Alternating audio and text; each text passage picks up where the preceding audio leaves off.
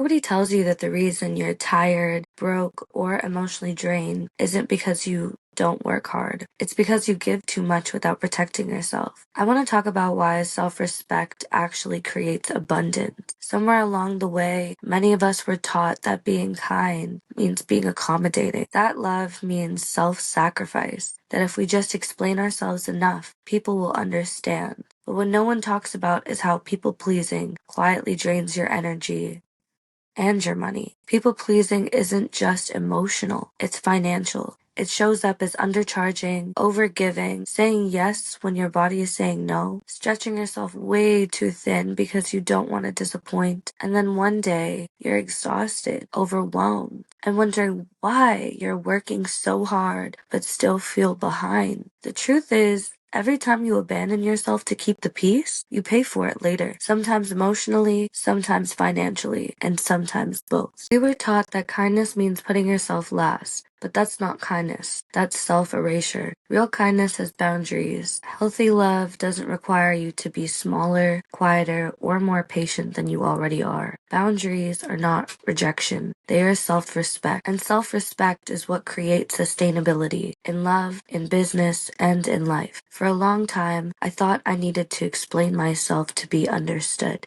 I thought that if I just said it nicer, softer, longer, that it would land better. But what actually changed was this. I stopped over-explaining. I started saying things like, this is my policy.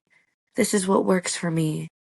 I'm not available for that. No apology, no justification. And something surprising happened. The right people stayed and the wrong ones fell away. Clarity didn't push people away. It filtered them. Peace isn't passive. Peace is powerful. When you protect your energy, you make better decisions. When you're regulated, you charge appropriately. When you're not burnt out, you create from a grounded place. Peace saves you time. Peace saves you money. Peace attracts aligned opportunities. Hustle culture will tell you to push harder. Healing teaches you to move cleaner. Abundance didn't show up when I tried harder. It showed up when I respected myself. Self-respect creates abundance. And peace? Peace is profitable. If this resonated, sit with this question today. Where am I giving more than I can afford emotionally and financially? And remember, clarity is kindness. Boundaries are love.